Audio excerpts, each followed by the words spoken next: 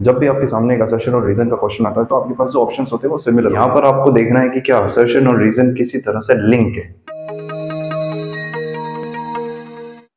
CBSE 2025 paper solution की series में हमारे पास नेक्स्ट क्वेश्चन नंबर 9 यानी कि एमसीक्यू नंबर 9 आप लोग अपने स्क्रीन पे देख सकते हैं। Assertion and reason. Assertion: the maximum number of partners in a partnership firm is 50. Reason: by virtue of Companies Act 2013, the central government is empowered to prescribe maximum number of partners in a firm.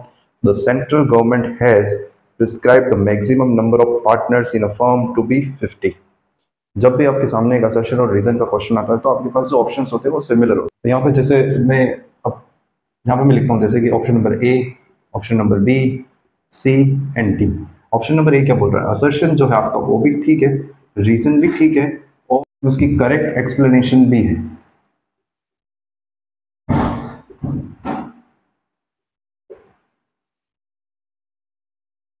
Option number B क्या बोल रहा है? Option number B बोल रहा है कि assertion भी ठीक है, रीजन भी ठीक है, but not correct explanation. Correct explanation नहीं है। ऑप्शन नंबर सी क्या बोल रहा है? ऑप्शन नंबर सी बोल रहा है कि असर्शन तो ठीक है बट रीजन फॉल्स है। ऑप्शन नंबर डी बोल रहा है असर्शन भी रॉन्ग है और रीजन भी रॉन्ग है। तो ऑप्शन नंबर डी तो पॉसिबल है नहीं। क्यों पॉसिबल नहीं है? क्योंकि हमें पता है कि जो असर्शन है वो बात सही है। अगर आपने पार्टनरशिप का फर्स्ट चैप्टर पढ़ा है, फंडामेंटल्स ऑफ पार्टनरशिप, तो उसमें लिखा हुआ है कि मैक्सिमम नंबर ऑफ पार्टनर्स जो हो सकते हैं वो 50 हो सकते हैं। तो डी ऑप्शन तो हट गया क्योंकि इसमें क्या बोल रहा है कि असर्शन रॉन्ग है जबकि असर्शन राइट है। अब आते हैं ऑप्शन नंबर सी में। ऑप्शन नंबर सी के लिए आपको देखना होगा रीजन। तो क्या रीजन सही है?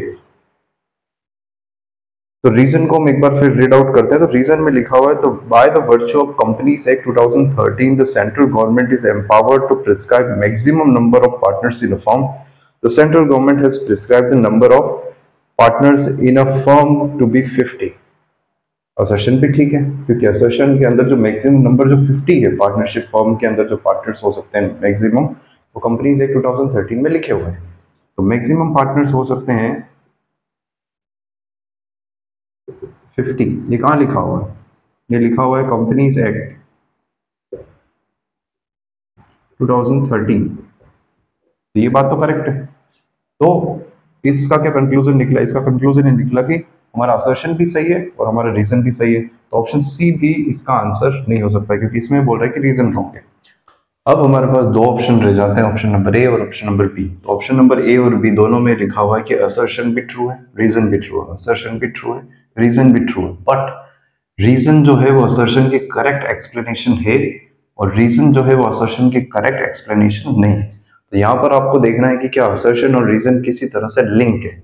तो असर्शन में लिखी हुई बात है क्या वही रीजन में रिपीट हो रही है या फिर वो करेक्ट रीजन आपको लगता है? तो यहाँ पर क्या लिखा हुआ है कि असर्शन में लिखा हुआ है कि मैक्सिमम पार्टनर 50 हो सकते हैं और रीजन दे रखा है क्योंकि ये कंपनीज एक्ट 2013 में सेंट्रल गवर्नमेंट ने प्रिस्क्राइब किया है।